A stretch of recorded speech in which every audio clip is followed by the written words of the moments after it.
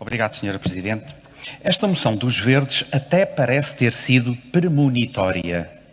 Então não é que nas últimas 24 horas o Instituto Nacional de Estatística divulgou que o índice de preços da habitação aumentou 16,3% no primeiro trimestre de 2025, o que em termos homólogos representa mais 4,7 pontos percentuais do que no trimestre anterior? Este é o maior aumento que há registro nesta série estatística do INE, que recua até o início de 2009. E já antes fora preciso a Comissão Europeia vir dizer, no início deste mês, que o governo português não tem sido eficaz na resposta à crise do setor da habitação e recomendar medidas concretas para, aqui del Rei, tocarem os sinos de alerta. Bruxelas duvida mesmo que Portugal consiga cumprir as metas estabelecidas pelos sucessivos governos no que diz respeito à entrega de casas construídas com recurso a verbas do PRR. A Comissão Europeia considera que as medidas que têm sido adotadas em Portugal estão a mostrar-se incapazes de responder à crise habitacional e avisa que as metas estabelecidas na habitação, em concreto, as dezenas de milhares de casas que os sucessivos governos têm prometido construir e que tardam em ser entregues às famílias que precisam delas, serão, provavelmente, falhadas. Recomenda, por isso, ao Governo, vou citar, aquilo que tem sido evitado pela maioria dos últimos executivos. Vou citar, controle de rendas, imposição de limites mais estreitos ao alojamento local nas zonas pressionadas, recurso aos imóveis desocupados públicos ou privados para aumentar a oferta de habitação e alargamento da política conhecida por Housing First.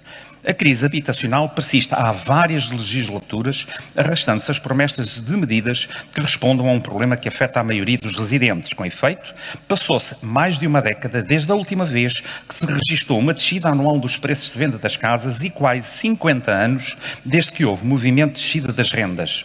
Um dos anteriores governos prometeu 26 mil casas para famílias em situação de indignidade habitacional a entregar até 2026 e o atual acrescentou mais 33 mil habitações até 2030. Porém, até agora, apenas foram entregues 1.950 casas. Resultado, a habitação persiste amplamente inacessível aos jovens, a grupos vulneráveis e às pessoas com baixos e médios rendimentos. Por acaso, algumas das medidas agora recomendadas por Bruxelas até estiveram previstas no pacote Mais Habitação, lançado por outro executivo, mas várias acabaram por ser revogadas, nomeadamente os limites ao alojamento local, bem como o regime de arrendamento forçado de casas devolutas.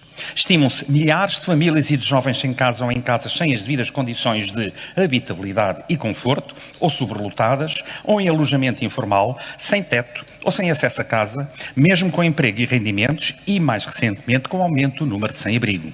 Os Verdes recordam que Portugal está assim no pelotão da frente, quanto ao preço das rendas e quanto ao preço das casas, e no pelotão de trás, quanto aos rendimentos da grande maioria das famílias e dos jovens, havendo milhares de famílias com taxas de esforço médias, tanto nas rendas como nas prestações de aquisição, superiores entre 40% a 50% do seu rendimento. A nível europeu, os jovens portugueses estão mesmo no último lugar quanto ao acesso à habitação, critério que se interliga às dificuldades de entrada no mercado laboral, a encontrar trabalho e empregos estáveis e salários suficientes para conseguir uma casa para viver que seja digna e possam pagar, seja em arrendamento ou em aquisição. São dados confirmados ainda ontem pelo INE, em que os preços da habitação subiram 16,3%, o maior aumento desde 2009. Em suma, é por tudo isto que a Comissão Europeia apela ao governo português para que, urgentemente, apresente uma nova estratégia para a área da habitação que inclua soluções que invertam as dificuldades das famílias e o aumento da população em situação de sem-abrigo. Obrigado, Sra. Presidente. Muito obrigada, Sr. Deputado.